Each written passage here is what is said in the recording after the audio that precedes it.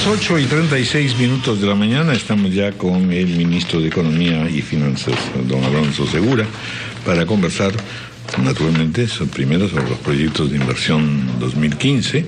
Bienvenido, ministro, muchas gracias por estar con nosotros. Buenos días, Raúl. Y luego, bienvenido también, Patricia. Feliz año. Naturalmente vamos después a conversar también sobre algunos otros terrenos políticos, especialmente el FONAVI por un lado, y también algunos otros alcances económicos. A ver, en general, la noticia que hoy día se abre gestión señala podría haber escasez de soles para dar créditos bancarios, por un lado, y por otra parte, también señala pues que el crecimiento que se esperaba no es exactamente el mismo, el PBI de este año, ¿no es cierto? ¿Qué cosa es lo que en el fondo ha estado intentando la administración, y han habido tantas declaraciones de varios ministros, incluyéndolo usted, para poder movilizar el 2015 y tener una situación menos apremiada o preocupante como la que de alguna manera se ha presentado este año? ¿Cuáles son estos anuncios fundamentalmente? Sí, bueno, Raúl, muchas gracias. Bienvenido. Se han tomado varias medidas en los últimos meses. En realidad, durante el año pasado también hubo varias medidas de política fiscal de impulso al gasto que se fueron tomando en un año en que hubieron varios hechos, digamos, difíciles de predecir, que fueron en contra de la ejecución del gasto público. Pero en particular, ya mirando para el 2015, se ha hecho un presupuesto público expansivo, bastante expansivo, un crecimiento del 12%.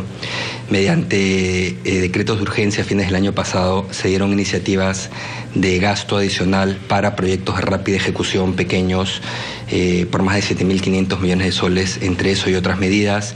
Y también recordarás, se bajaron los impuestos, se aprovechó para sincerar la carga tributaria tanto de empresas, impuesto a la renta a las empresas, como impuesto a la renta a las personas, que les van a dar mayores recursos disponibles para poder gastar, invertir las empresas, consumir las personas a partir del mes de enero, ¿no?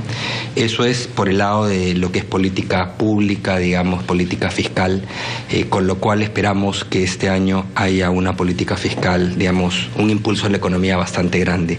El año pasado, pese a todos los problemas que hubieron, gobiernos regionales que no gastaban adecuadamente, gobiernos subnacionales, el gobierno nacional tuvo un récord de gasto, y el gasto público en general, incluyendo todo el sector público, ha tenido un sesgo expansivo. Va a haber crecido, va a haber empujado a la economía en más o menos 0.8% del PBI. Es un impulso considerable. Hubiéramos querido que sea mayor, dadas las circunstancias, pero sí hubo un soporte a la economía. Este año debería ser aproximadamente el doble de ese impulso, transitoriamente, porque se requiere darle soporte a la economía en la recuperación. Ahora, eso es por el lado de lo que es corto plazo, es decir, tomando corto plazo como hasta fines de este 2015. Pero se han propuesto una serie de otras medidas de reforma para darle mayor competitividad a la economía. Normas que todavía siguen en el Congreso, la mayor parte de ellas, ¿no? Incluyendo normas para atacar tramitología y simplificar procesos, normas laborales como hemos discutido, y que buscan generar empleabilidad. La ley de jóvenes es una de ellas, que está fuera del Congreso, estamos reglamentando. Pero en particular hoy día quería hablar de una iniciativa muy buena que le va a dar soporte a la economía en el mediano plazo y competitividad. ¿Cuál es? Y es que Proinversión está aceptando 22 proyectos de iniciativa privada cofinanciada. ¿Qué es esto? Esta es una modalidad nueva que existe hace no mucho, mediante la cual proponentes, inversionistas van y proponen al sector público: yo podría hacer esta carretera bajo el modelo de asociación público-privada. Se llama iniciativa privada porque surge del privado, cofinanciada porque hay coparticipación de los gastos entre el público y el privado. Estamos aceptando como gobierno, de acuerdo a los planes estratégicos multisectoriales, 22 proyectos por casi 21.000 millones de soles. Ahí estamos en pantalla también viendo los serían proyectos. 22 proyectos por casi 21.000 millones de soles que estarían, ya acaban de entrar en formulación, o se formularían en los próximos meses y deberían poder adjudicarse durante este gobierno. Son proyectos en sectores estratégicos, como se mencionó previamente. Tenemos en número de proyectos, educación y salud son los que más tienen, son 15 proyectos entre educación y salud. ¿Nos puede dar un ejemplo, ministro, para tener una idea de qué cosas estamos hablando? Sí, por ejemplo, en el caso del sector de educación, se están aceptando 54 colegios en total, empaquetados en distintos grupos. Hay 3 grupos de colegios de alto rendimiento. ¿Qué son los colegios de alto rendimiento? Es esta modalidad de colegio para aquellos alumnos que tienen obviamente el mayor rendimiento en sus localidades y que viene con una suerte de internado, para que vivan ahí. Colegio Mayor en Lima, por ejemplo. El ejemplo que se está abriendo, se está replicando en todo el Perú. Bueno, el ministro de Educación tendría que decirle exactamente dónde, pero hay planes para más colegios. Entonces, se han hecho 3 paquetes de 4 colegios cada uno en distintas regiones de colegios de alto rendimiento. ¿Y estas obras que deben... Norte, centro y sur. Que deben adjudicarse en este gobierno, ¿se terminan en este gobierno? Voy a bajar la silla. Deberían no se nos caiga, ministro. No se nos hunda, no se nos hunda. Estos proyectos... La llanta no se desinfla. Sí. La silla, pero bueno. Estos proyectos entran a la etapa de formulación de proinversión y deberían, el tiempo que tomen, pero deberían estar listos y en etapa constructiva antes del final del gobierno.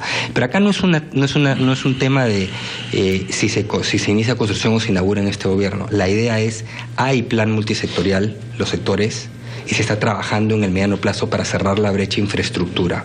Hay proyectos importantes de transportes, hay proyectos de saneamiento, varios hospitales, colegios, y además de eso, en los próximos días, el próximo lunes, Proinversión debería hacer un anuncio de las expresiones de interés del sector público hacia el sector privado, porque la nueva ventana de IPCs ya abrió el 1 de enero, es decir, para que presenten nuevas propuestas, y el sector público va a indicar cuáles son de interés de los distintos sectores, para dentro de eso, digamos, preseleccionar aquellas que les interesa que pasen estudios. Volviendo, por ejemplo, al tema de educación, ¿cómo se produce la asociación público-privada? Es decir, ¿es en la construcción misma o luego en la gestión, ¿no? En la gestión, eso es lo importante. No es solo la construcción, es el diseño, construcción de la infraestructura propiamente dicha y la operación y mantenimiento futura en un plazo largo. Puede ser 20 años, puede ser 30 años. En el caso de educación y de salud se está yendo con la modalidad que se llama, en salud se llama bata gris. ¿Qué significa eso? Que la operación y mantenimiento se refiere a la infraestructura y a toda la parte administrativa. Es decir, por ejemplo, que llegue el alumno y encuentre el aula bien mantenida, que tenga las carpetas en buena situación, los baños bien mantenidos, el servicio de alimentación, todo lo que corresponde. En el caso del hospital, lo mismo. La parte de... Esa gestión la paga el Estado. Esa gestión la reembolsa el Estado. En el Perú la educación y la salud son gratis, entonces el reembolsa el Estado al operador de la infraestructura bajo un contrato determinado de largo plazo. Que a la postre resultará más ahorrativo que si el Estado lo asumiera, o por lo menos más eficaz. La gran ventaja acá es efectivamente, Raúl, que es más eficaz y que permite establecer contractualmente indicadores de servicio. ¿Cuál es el problema? Que hoy día se gasta en infraestructura cuando se gasta, porque antes no se gastaba, pero después no se mantiene, por ejemplo. O llegan los alumnos y los baños están cayendo a pedazos, o no hay carpetas adecuadas, ¿no? Y eso influye en la capacidad de aprendizaje. Entonces acá, de acuerdo a esos indicadores, tienen que mantenerlo. De lo que se encarga el Estado es, evidentemente, además de retribuir por esta operación de la infraestructura y los servicios, digamos, administrativos, el Estado sí pone los profesores y el Estado, en el caso de los hospitales, sí pone los médicos, el personal médico, ¿no? ¿Hospitales cuántos van a ser, perdón? En este caso estamos hablando de 8 asociaciones público-privadas de salud. Son varios hospitales y algunos otros servicios, como banco de sangre, residuos hospitalarios para manejo adecuado de residuos hospitalarios en Lima, entre otros. Entonces es bastante amplio. Y ya los sectores han venido trabajando con interesados a nivel de sus equipos de inversiones, ya indicándoles cuáles son, digamos, los proyectos nuevos que les interesaría para esta nueva ronda que ha empezado el 1 de enero. Lo que se va a hacer en Proinversión es solamente el lunes, es un anuncio, digamos, integrándolo todo. Ya está en la página web de Proinversión y han colgado varios de esos sectores las expresiones de interés. ¿Qué me interesa? Por ejemplo, en el caso de educación, ¿qué otros colegios de alto rendimiento o qué otros colegios de alto riesgo o institutos tecnológicos superiores entre otras. En el caso del sector salud hay también una universidad de iniciativas, hay también de transportes, hay de distintos... Se ha inaugurado un observatorio de infraestructura que señala que la infraestructura no creció, o sea, la inversión en infraestructura no fue la suficiente en el año, en este año que hemos cerrado. ¿Estas iniciativas responden a esa realidad?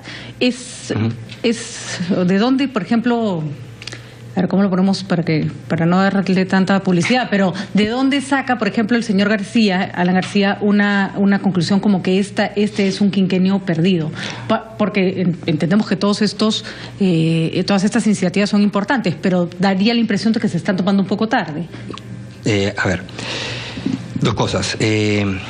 Primero, las expresiones del expresidente García son absolutamente políticas, ¿no? Y eso lo sabemos todos. Claro, pero a la hora que uno lee un observatorio de infraestructura en que hay esos datos fríos, ya pareciera tener cierta razón. Sí, el gasto en infraestructura, gasto en inversión pública, por ejemplo. Inversión pública realizada, ejecutada por este gobierno en 3 años y medio, más de 100.000 millones de soles. Más que los 2 gobiernos sumados. Entonces, no sé a qué quinquenio perdido se podrá referir. Digamos, y dio además el presidente García una serie de cifras que no se ajustan a la realidad y que son claramente verificables, dicho sea de paso. ¿Okay? Pero sabemos que en todo caso no es economista. Pero yendo a lo del Observatorio de Infraestructura. El Observatorio de Infraestructura es una iniciativa, digamos, privada, de tratar de acompañar, independiente, ¿no? Y eso es bueno, porque es bueno tener interlocutores. Pero esto no responde a eso, porque ellos hacen seguimiento de coyuntura. Lo que nosotros estamos viendo y hemos formulado por primera vez en el Perú es un plan estratégico multianual para cierre de brechas de infraestructura, multisectorial también. Y que debe acceder a este gobierno. Exacto, y va mucho más allá de este gobierno, es muchísimo más allá de este gobierno. Y se están haciendo planes para estos proyectos. Lo que va a encontrar el siguiente, a diferencia de lo que encontró este gobierno no encontró básicamente nada en proinversión, 0. Por eso demoró formular los proyectos los primeros 2 años. Se va a dejar una gran cantidad de proyectos. Además de estos 22 proyectos de iniciativa privada que están entrando ahora, en realidad algunos ya estaban en formulación, pero había que darles, digamos, la bendición y que cuenten con capacidad presupuestaria, porque ni siquiera se veamos un poco más los hay otros proyectos. Más de 20 otros proyectos en el tubo, ¿no? Sí. Los otros proyectos, a ver, aparte de educación y salud. Hay proyectos de transporte. Por ejemplo, proyectos de transporte masivo. En Lima, todos sabemos que hay una gran congestión de tráfico. Hay un gran proyecto que tenía más de 30 años de formulado que se llama el Anillo Vial Periférico, para desviar el transporte de carga. Básicamente es un proyecto que tiene casi 30 kilómetros, parte alrededor de la circunvalación de Evitamiento, comienzo de Evitamiento, da la vuelta, cruza como por 11 distritos y llega hasta el Callao. Y va a tener un par de túneles inmensos. Y eso va a poder desfogar gran cantidad del tráfico pesado para que no se meta. ¿Cuánto es en inversión? ¿Cuánto tiempo tomará? Ese proyecto es un gran proyecto. Tiene un monto de inversión aproximadamente de $2.000 millones, pero que es cofinanciado entre el sector público y en privado, ¿okay? No todo el sector público, y va a tomar aproximadamente 5 o 6 años en terminarse, en construirse, y está alrededor de 2020-2021. Es un proyecto largo. ¿Qué hay? Proyectos de transporte masivo en otras regiones, por ejemplo, la ciudad de Arequipa, y hay ciudades fuera de Lima que tienen problemas de tráfico. La carretera central, ministro. Hay proyecto para desvío alternativo en la carretera central. Hay un proyecto para un sistema inteligente de transporte para ayudar a monitorear indicadores de tráfico y disminuir accidentes, también entre los proyectos de transportes. Hay un proyecto de transporte masivo para Ciudad de Arequipa, el monorriel de Arequipa. Entonces son iniciativas muy diversas que apuntan a cerrar las brechas que tienen mapeados los distintos sectores. Y lo más importante, además de esto, están las expresiones de interés preparadas y ya se están comunicando sectorialmente, se va a hacer multisectorialmente la próxima semana, para orientar a los inversionistas en términos de qué proyectos le interesan al Estado peruano, y estamos hablando acá mediano plazo, mediano largo plazo. Evidentemente, despliegue de infraestructura toma años. Es sumamente interesante lo que usted señala. Si se produjesen dificultades, digamos, en el crecimiento, en el PBI, en el financiamiento, en fin, alguna dificultad económica mayor que la que hemos tenido este año, ¿Estos proyectos se detendrían? No. ¿Cómo es la funcionalidad del asunto? Es decir, No. ¿cuán garantizado está una vez que se aprueban en subasta, digamos, las participaciones? Sí, dos comentarios con esto, o tres comentarios. Lo primero es, ahora que entran los proyectos a estudio en proinversión, recordemos que esta modalidad de iniciativa privada, los inversionistas lo saben bien, pero para los oyentes, tiene la condición de petición de gracia. Es decir, el Estado peruano en cualquier momento durante la etapa de estudios puede decidir cancelarlos. Si se da alguna situación extraña... Que se careciera, digamos, de... Se hace, ¿ok? Eso es punto uno. Pero punto dos, lo que ha hecho este gobierno es introducirle candados presupuestarios. Ahora hay que hacer un requerimiento y pasar un filtro de capacidad presupuestaria. De hecho, hay algunos proyectos todavía de la ventana original de iniciativas privadas que todavía tienen que certificar esta capacidad presupuestaria. Entonces, lo que se está haciendo es viendo que, por lo menos de las proyecciones actuales, haya espacio y holgura en los sectores para poder cumplir con los cofinanciamientos. Entonces, lo que usted dice, don Raúl, no debería ocurrir porque se están tomando todas las precauciones del caso y con presupuestos de largo plazo, proyecciones de largo plazo. No estamos hablando del presupuesto 2016. Ahora, Sí. Pero Sí. para culminar, Sí, perdón. las objeciones, la coyuntura política, Ya. ¿cuánto afectará? La coyuntura política, para pensar esto, no lo va a afectar, porque cuando hablamos de acciones público-privadas, estamos hablando de proyectos que entran, toman un plazo de estudios, puede ser en promedio 9 meses, un año, después viene la etapa de concurso y después viene la etapa de ejecución. Puede ser proyectos más pequeños, que tomen un par de años en construcción. Pero estamos hablando en verdad de compromisos que al final de cuentas van a empezar a realizarse ya a la culminación del mandato actual. Estamos hablando de ordenar y hacer lo que todo el mundo reclama.